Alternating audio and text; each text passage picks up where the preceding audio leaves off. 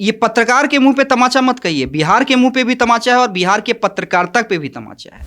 लोग बयान देते रहेंगे, मोबाइल कैमरा अंदर नहीं जाएगा, आपके मोबाइल कैमरे टूटते रहेंगे, आप मार खाते रहिएगा और ये लोग मस्ती से एसी चला के सोते रहेंगे, ये तय मान लीजिए। और चुनावी साल में नेता प्रतिपक्ष या विपक्ष तो इसलिए बैठा है ना कि भाई आप की खामियों की हम पोल खोलेंगे, इसलिए स्वास्थ्य मंत्री कुछ नहीं बोल रहे हैं। वो दिखला रहे हैं कि नहीं, ऐसा कोई वाकया हुआ ही नहीं कि भाई पहले बेड पे तो सिर्फ जानवर मिला करता था अस्पतालों के बेड पे, तो आज जो मरीज हैं उनकी स्थिति तो जानवरों वाली है।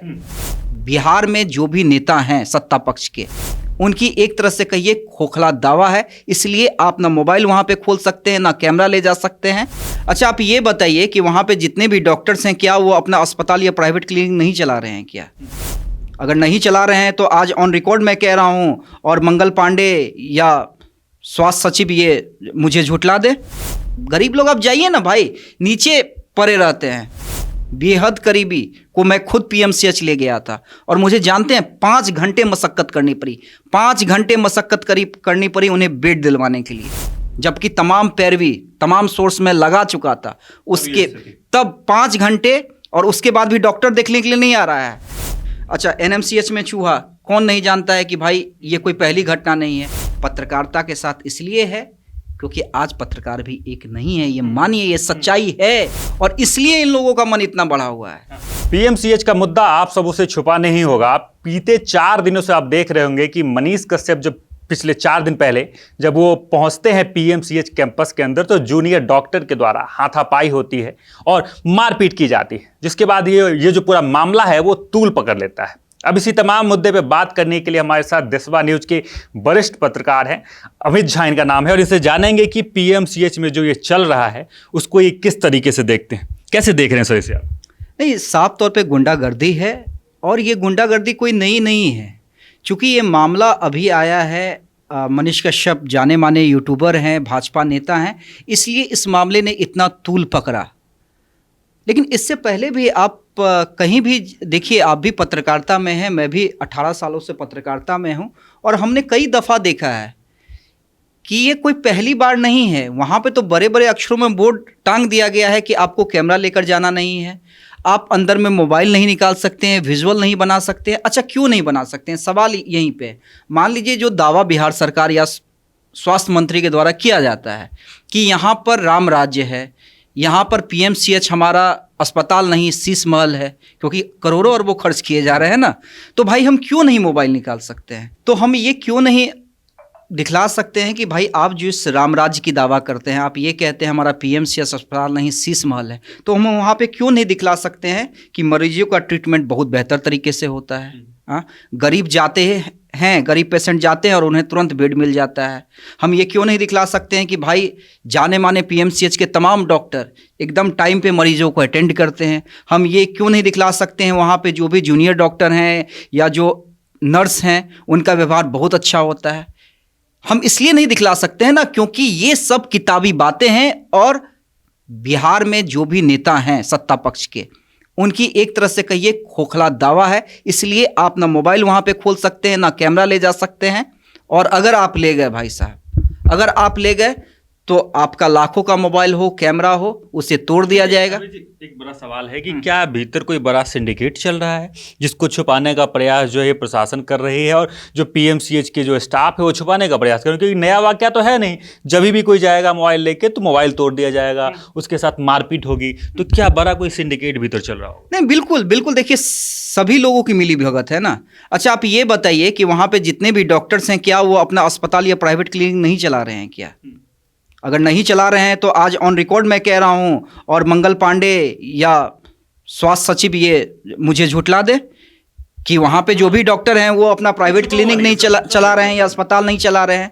क्या वहाँ पे जूनियर डॉक्टर अपनी मनमानी करते हैं? क्या ये किसी से छुपा हुआ है? वहाँ पे जो दवाएं, जो कहा जाता है कि मुफ्त की दवाएं, आपको पर्ची मिलेगी ना, जब आप वहाँ से मुश्किल से मुफ्त की दवाएं 10% मिलेंगी, बाकी दवाएं आपको बाहर से जाके खरीदनी पड़ेंगी। ये किसी से छुपा हुआ नहीं है। और वो भी जो 10% मुफ्त की दवाएं हैं, उसके लिए आप कितना लंबा लाइन आपको लगना पड़ेगा ना, तब तक आपका पेशेंट का क्या स्थिति होगा वो सबको पता है। दूसरी बात है, बिना पैरवी के गरीब लोग आप जाइए ना भाई, नीचे पड़े रहते हैं।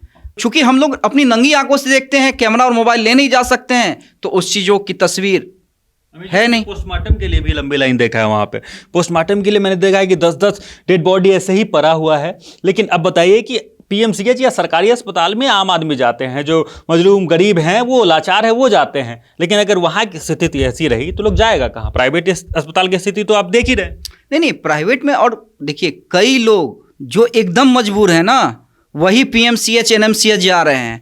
नहीं तो लोग सोचते हैं यार, जिंदगी भर की जमा पूंजी कर्जा लेके अपने पेशेंट, अपने करीबी का इलाज, अपने परिजनों का इलाज प्राइवेट अस्पताल में ले जाते हैं। उन्हें पता है यहाँ में लूटा जाएगा, हमारा 10,000 का खर्चा है, हमसे लाखों ले लिए जाएंगे। लेकिन फिर भी जाते हैं, इस होप में जाते हैं ना कि कर्जा ले लेंगे, अपनी ज़िंदगी भर की जमा पूंजी खत्म कर देंगे, कम से कम हमारा परिवार तो बच जाएगा, हमारे बुजुर्ग माँ बाप जो भी हाँ भर्ती हो वो तो बच जाएंगे। ये उम्मीद, और ये उम्मीद सरकारी अस्पताल से नहीं है। क्यों नहीं है? इसलिए नहीं है क्योंकि ये कुव्यवस्था है, और इस कुव्यवस्था पे सब लोग कुंभकर्णी नींद सोए हुए हैं। अच्छा, मैं आपको एक उदाहरण दे देता हूँ, मुझे बात करते करते याद आ गया। ये 6-7 साल पहले की घटना है। चूँकि मैं 18 साल से पत्रकारिता में हूँ, मैं आज देशवा न्यूज़ को लीड कर रहा हूँ, उससे पहले न्यूज़ 18G में रहा हूँ, तो मेरे भी अपने कॉन्टैक्ट्स होंगे। मेरे कॉन्टैक्ट्स होने के बावजूद मेरे एक बेहद करीबी को मैं खुद पीएमसीएच ले गया था, और मुझे जानते हैं 5 घंटे मशक्कत करनी पड़ी, 5 घंटे मशक्कत करनी पड़ी उन्हें बेड दिलवाने के लिए, जबकि तमाम पैरवी, तमाम सोर्स में लगा चुका था उसके, तब 5 घंटे। और उसके बाद भी डॉक्टर देखने के लिए नहीं आ रहा है। जो उनके परिजन थे, मैं बार बार दौड़ के जा रहा था, डॉक्टर को कह रहा था ठीक है देखते हैं, ये करते हैं। और दुखद ये था कि 2 घंटे के बाद उनकी मृत्यु हो गई। मैं ये सच्ची घटना बता रहा हूँ, ये सच्ची घटना मैं बता रहा हूँ। 7 घंटे के अंदर वो व्यक्ति अपना दम तोड़ देते हैं। क्रिटिकल स्थिति में मैं ले गया था पीएमसीएच। उसके बाद भी मतलब कि पीएमसीएच में ऐसे, तो आपने एक वाकया सुना है, ऐसे कई सारे वाकये जो है दब गए होंगे ना? बिल्कुल बिल्कुल, डेली हर रोज होता है।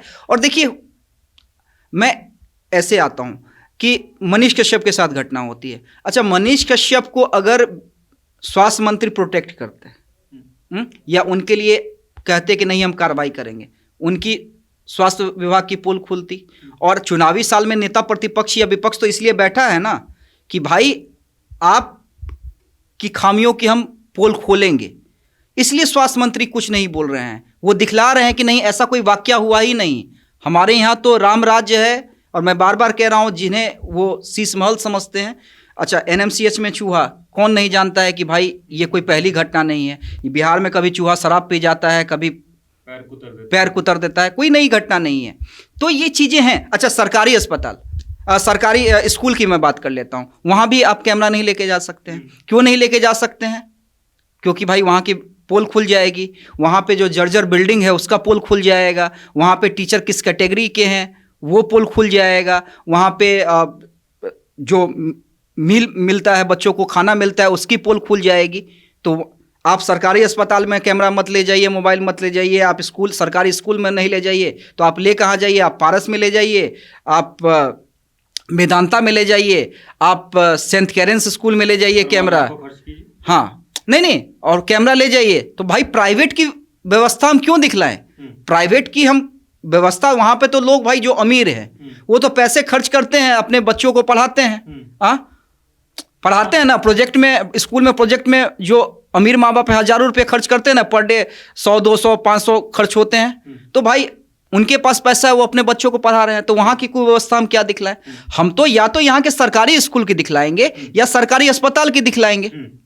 जहां हम जाते हैं और जहां हम दिखा सकते हैं वहां दिखाएंगे। लेकिन जहां मेरी जरूरत है वहीं हम जाएं, वहां मुझे जरूरत का काम ना मिले, जैसे कि हम अस्पताल गए और वहां मुझे बेड ना मिल पाए, तो वहीं की कोई व्यवस्था दिखाएंगे। लेकिन वहां की हम दिखा रहे हैं तो मेरे पे थप्पड़ चल जाएगा, मेरे साथ मारपीट होगी। पुराने एक पत्रकार प्रशांत राय हैं, उनके हाथ तोड़ दिया गया था कुछ साल पहले। प्रशांत राय का मामला तो फिर भी कहिए कि बहुत पुराना नहीं है। उससे पहले प्रिंट के कई पत्रकार, जब वो दौर हुआ करता था जिसमें प्रिंट की एक एक तस्वीर की कीमत हुआ करती थी और एक एक तस्वीर पे कार्रवाई हुआ करती थी। हाँ, वो एक दौर था प्रिंट का। हाँ, जहाँ पे अब ना भाई कई सारे डिजिटल चैनल हम आप आ गए हैं और तुरंत चीज़ें वायरल हो जाती हैं, लेकिन उस समय वाकई एक वीडियो एक फोटो पे कार्रवाई होती थी, ये हरकंप रहता था उस समय लाखों लाख। और उस समय तो कैमरे और महंगे आया करते थे, स्टिल जो कैमरे होते हैं अब तो फिर भी सस्ता हो गया है, उस समय और महंगे आया करते थे और कमाई कितनी थी, और उस समय कैमरामैन को अपने खर्च से खरीदना पड़ता था। ये भी मैं बता दूं, जो प्रिंट के पत्रकार होते थे उन्हें कंपनी नहीं देती थी। अब तो कैमरामैन को मान लीजिए कंपनी मोबाइल या कैमरा प्रोवाइड करवा रही है, या इलेक्ट्रॉनिक चैनल आने के बाद ये सुविधा हो गई। उस समय प्रिंट के पत्रकार खुद के पैसे से लाखों के कैमरे खरीदा करते थे, उन्हें तोड़ दिया जाता था कि हमारी चीजें बाहर नहीं जाए, उनके साथ मारपीट होती थी। प्रशांत राय, मनीष कश्यप तो ये हालिया उदाहरण है, मैं उन दिनों की बात बता रहा हूं, उस समय भी। तो ये कोई नया नहीं, लेकिन हम ये मान के चलेंगे ना कि जब हम आगे बढ़ रहे हैं, जब हम डिजिटल युग में जा चुके हैं, जब हम तो आज भी हम 20 साल पहले की बात करें कि भाई पहले बेड पे तो सिर्फ जानवर मिला करता था, अस्पतालों के बेड पे, तो आज जो मरीज हैं उनकी स्थिति तो जानवरों वाली है। पहले जानवर मिला करता था, मैंने आपकी बात को मान लिया, लेकिन अब जो पेशेंट हैं वो तो जानवर की तरह या तो फ्लोर पे लेटे हुए हैं, और बेड पे भी क्या स्थिति है, चूहा कुतर लेता है, तो जानवरों वाली स्थिति है। इंसान की स्थिति जानवरों वाली आपने की है, आपके सरकार में हुई है। स्थिति को बदलेगा कौन? क्योंकि सरकार तो कान बंद करके बैठी हुई है, कुछ सुन नहीं रही है, लोग आवाज उठाने जाता है तो मारपीट होती है, तो सुनेगा कौन?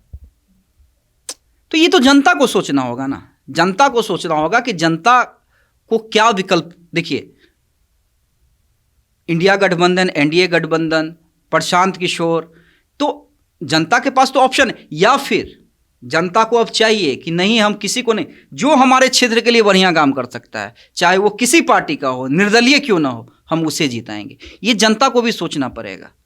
हाँ, क्योंकि यहाँ पे तो कास्ट कॉम्बिनेशन का लोग सोचते हैं कि भाई, और बिहार में ये सही बात है, ये इसके लिए जवाबदेह हम लोग भी हैं कि बिहार में ये जो कहा जाता है ना कि बेटी और वोट जात देखकर दी जाती है, ऐसी नहीं कहा जाता है। जब आप आंकड़े निकालिएगा ना तो ये सच्चाई आपको दिखेगी। अभी ये एक आखिरी सवाल रहेगा कि क्या ये पत्रकार के मुंह पे तमाचा है, क्या ये बिहार के मुंह पे तमाचा है? ये देखिए, आप जो सवाल कर रहे हैं, बिहार के मुंह पे तमाचा तो है ही, क्योंकि, लेकिन ये पत्रकार के मुंह पे तमाचा मत कहिए, बिहार के मुंह पे भी तमाचा है और बिहार के पत्रकारिता पे भी तमाचा है। मैं आपको इसलिए कह रहा हूं क्योंकि आज से ज़्यादा नहीं, 6-7 साल पहले चले जाइए, 6-7 साल पहले बड़े बड़े लीडर, मैं नाम नहीं लूँगा, बड़े बड़े लीडर जो आज लीड कर रहे हैं या जिन्होंने बिहार में 3 ही बड़े नेता रहे हैं, मतलब इस जमाना में देखिए, एक स्वर्गीय रामविलास हो गए, एक लालू जी, एक नीतीश जी जो आज वर्तमान में है, इनके प्रेस कॉन्फ्रेंस को हम लोगों ने बाइकआउट किया है। जब किसी पत्रकार के साथ बदतमीजी हो जाती थी, और मंत्री की बात छोड़ दीजिए, अधिकारियों की बात छोड़ दीजिए, पसीने छूट जाते थे जब हम लोग बाइकआउट करते थे। तो किसी पत्रकार के साथ बदतमीजी नहीं, लेकिन पत्रकारिता के साथ इसलिए है क्योंकि आज पत्रकार भी एक नहीं है, ये मानिए, ये सच्चाई है, और इसलिए इन लोगों का मन इतना बढ़ा हुआ है, इसलिए इन लोगों का मन बढ़ा हुआ है। तो इसलिए ये पत्रकारिता के मुंह पे तमाचा है, और पत्रकार अब भी एकजुट नहीं हुए ना, अब भी एकजुट नहीं हुए, तो समझिए कि स्थिति कहाँ जाएगी। ऐसी ही सरकारें चलती रहेंगी, लोग बयान देते रहेंगे, मोबाइल कैमरा अंदर नहीं जाएगा, आपके मोबाइल कैमरे टूटते रहेंगे, आप मार खाते रहिएगा, और ये लोग मस्ती से एसी चला के सोते रहेंगे, ये तय मान लीजिए। हमारे साथ वरिष्ठ पत्रकार अमित झा थे, उनका सीधे तौर पे कहना था ये बिहार के मुंह पे तमाचा और बिहार की पत्रकारिता के भी मुंह पे सीधे तौर पे ये तमाचा है। बाकी इन तमाम मुद्दों को लेकर आपका क्या कुछ कहना है, कमेंट बॉक्स में जरूर लिखें और देखते रहें सच टॉक। सच टॉक का ये वीडियो आप लोगों को कैसा लगा कमेंट करके जरूर बताएं। साथ ही साथ अपने दोस्तों से शेयर करना इस वीडियो को ना भूलें, और हमारा 25 लाख का परिवार फेसबुक पे है, फॉलो बटन पे क्लिक करके जो है आप उससे जुड़ सकते हैं। यूट्यूब पे भी लगभग 25 लाख का परिवार है हमारा, उस पर भी जो है सब्सक्राइब बटन पे क्लिक करके आप जुड़ सकते हैं। साथ ही साथ इंस्टाग्राम और ट्विटर पे भी जो है आप फॉलो करना ना भूलें, तब जाके जो है आपको वीडियो का नोटिफिकेशन सबसे पहले मिलेगा। जय हिंद।